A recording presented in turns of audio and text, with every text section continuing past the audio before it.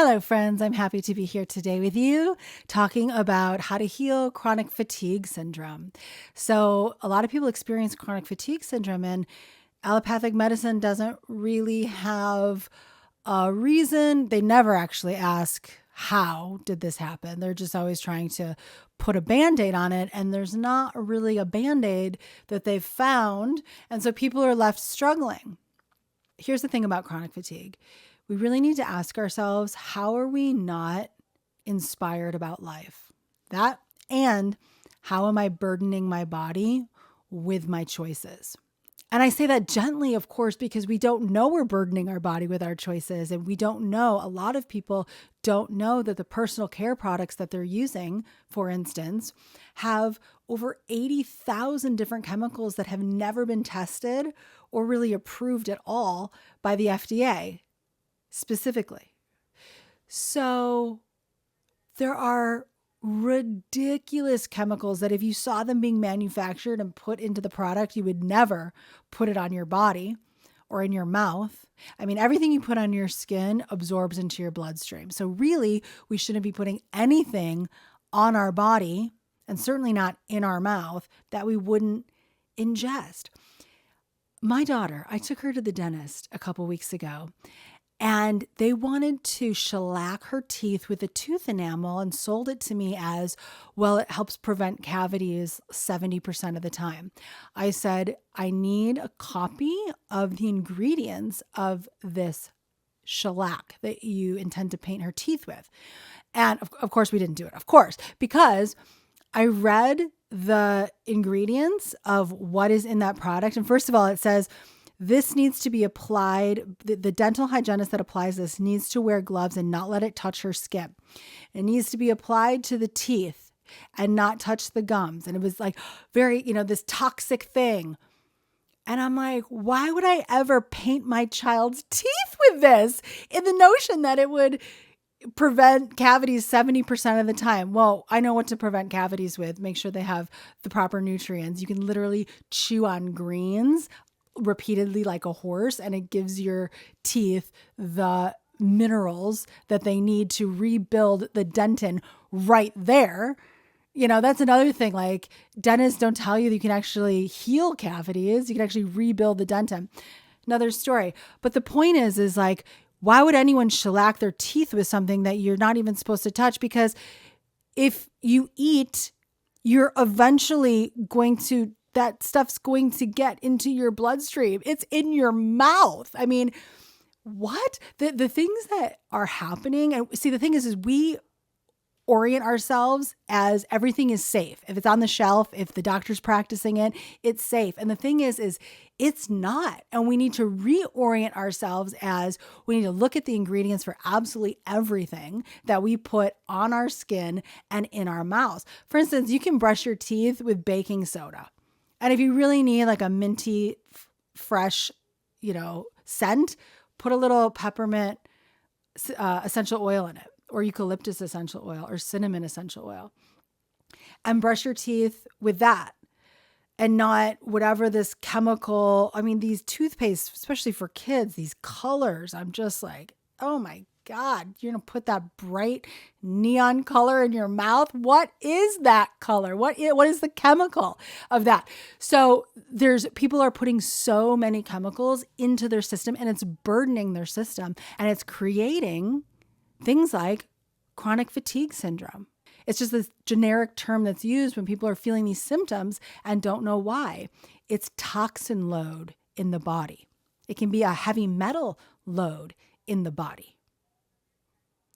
It can be toxin load in the body from too much alcohol, too much sugar, too much foods that have preservatives in it. What's a preservative? Does that digest in the body, or does it just hang out in the body as waste? People that pack on weight, is it fat or is it just waste from all these things? Fat is waste from all these things that we consume that the body doesn't know what to do with, because it's not a part of what the body alchemizes into your vitality. It's like, oh, we don't know what to do with this. And hopefully it comes out in your digestion. Sometimes it doesn't, and it stays in your body. So really taking a look at like, okay, it's not about what medicine do I need to fix this. It's about where can I stop doing the things that are burdening my body and making me exhausted? Where can I stop exhausting myself by choices? What choices might I be making? What choices am I making that I haven't really thought through and that I'm not really aware of the consequence? So like body wash, what's in your body wash? If it's not just vegetable glycerin or coconut glycerin, hemp glycerin, if it's not natural ingredients, get it out. Anything that's a fragrance is toxic to your endocrine system. If anything says fragrance, no. If you want it to have a smell, the aroma should come from natural essential oils because that's real aroma in nature. So try to get back to nature in every area of your life. That means walking on the earth more. If you have some grass, go out there in your bare feet or your socks. If you're worried about parasites in the grass, go get in the grass. Go hike in the forest. Go swim in a lake or an ocean. Get back to nature.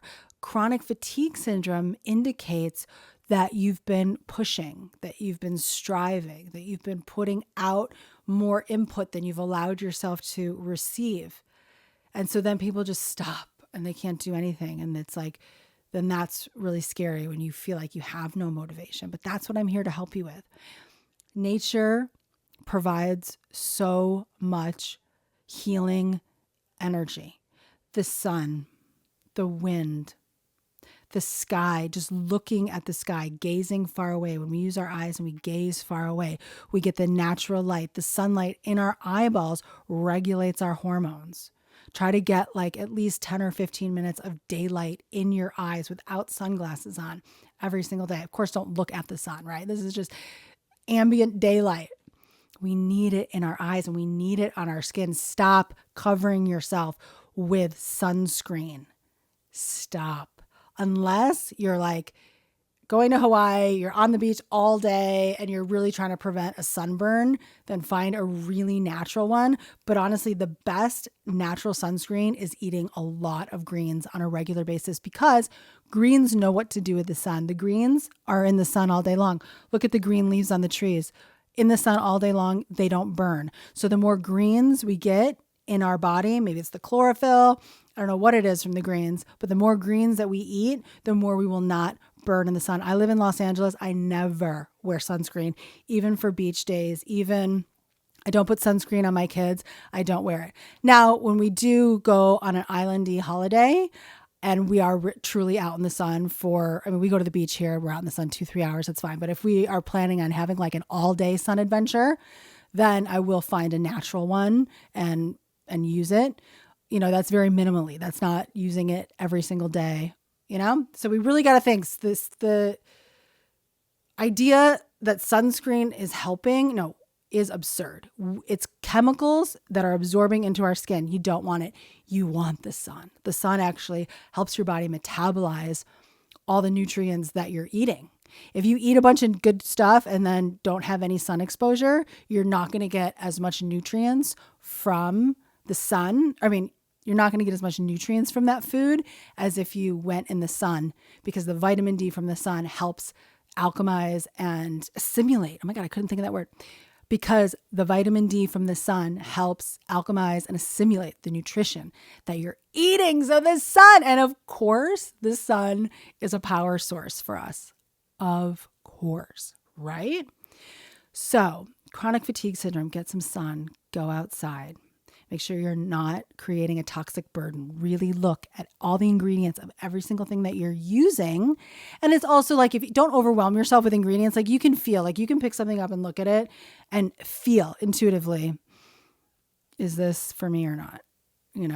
And just commit to using really natural things. And frankly, you don't need that many products. There's so many products. We love products, right? I love products. Like I was one of those people that just loved to buy products, and even, natural products. Like I love products, but the truth is we really don't need that many products, right? And so really cut back on anything that you're slathering on your skin or putting in your mouth. Like mouthwash destroys the bacteria that you need in your mouth. So you don't want to use it. Like if you take care of if you use baking soda, you're not going to have bad breath. It literally like dissolves odor, right? And if you brush well and you don't have any food remnants in your mouth, you're not going to have bad breath. That should be like a separate video about itself. But what I'm saying is use products that are just super natural in everything that you use in your daily routine. Okay. And then you won't be further creating a toxic load. And then it's really important for people that are experiencing symptoms of chronic fatigue is that you find a way to exercise joy every single day. That you that you identify what you love in life. You identify the things that really bring you joy and activate you.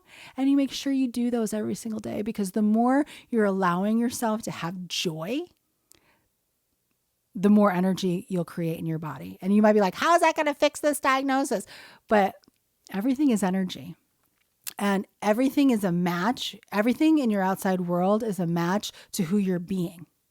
So if you're being someone who's always tired, like has the energy of blah about your life, then you're going to create circumstances of that. But if you're being the person that prioritizes joy and that allows yourself to be activated by joy, then you're going to see, like the world is a mirror. You're going to see the world showing you more opportunities for joy, and you're going to expand your joy. And you really want to find your genius. You really got to tap into your genius. What are you here to do? What is your dharma, as they say, like your purpose? And that doesn't have to be some grand thing. My purpose is to build wells in Africa. Like that's awesome. If that's your thing, awesome. But it could be, my purpose is to live my best life and to be in enjoyment and to recognize my power and to learn my self-healing design and to be an amazing parent and to be, an amazing teacher or amazing student or whatever it is that you are doing. So we really want to find where's our genius, where are our preferences. And when you're living in alignment with your genius, which is your preferences and your talents together, like what are you naturally talented at and what do you love? Because you can be naturally talented at math, but like not really love it. And so maybe that's not the path to your genius. So whatever you're naturally talented in and what your preferences are, this is your path to genius. And when you're living congruent to your path to genius, then life is exciting. Then you love your life more, and things like chronic fatigue float away. Because the truth is, you are always creating what you're conscious of being. So when you're conscious of being aligned with your genius, making meaningful impact in the world day to day by your alignment with your joy, life collapses to that reality. And then things that don't match that simply fall away. And I've seen this time and time again with my clients. They have a diagnosis, they do the work, they don't have a diagnosis anymore because the diagnosis matched their old identity. And they built a new identity through understanding their own genius, by honoring themselves, by taking time to have love and self-care and putting themselves first when they can, right? I'm not suggesting that you put yourself first and don't take care of your little kids, things like that. I know how hard it is to parent little kids. I have 2 little kids and they are absolutely exhausting. I use the tools that I teach every single day to maintain my joy and my vibrancy and my vitality. So I know that what you're experiencing is very difficult. I know that when you're feeling really low energy and you're experiencing symptoms of chronic fatigue, it feels really overwhelming. So start small. Decide today to do something that brings you joy. Decide today to only consume whole, real food. And decide today to be aware of the personal care products that you're using. And decide today to create an identity of someone who's vital. Because when you create the identity of someone who's vital, everything that doesn't align with that falls away. So thank you so much. Stay with me. Please subscribe and share this video with someone who really needs to hear it. If you're experiencing symptoms of chronic fatigue, please leave a comment and let me know which of the things that I've talked about resonates with you the most, or if all of them do, and which ones you're going to implement right away. Because when you comment, that helps you make a declaration and that helps put it into the field. And you're much more likely to follow through once you've made a comment. So do. All right, I'm looking out for them. All right, bye for now.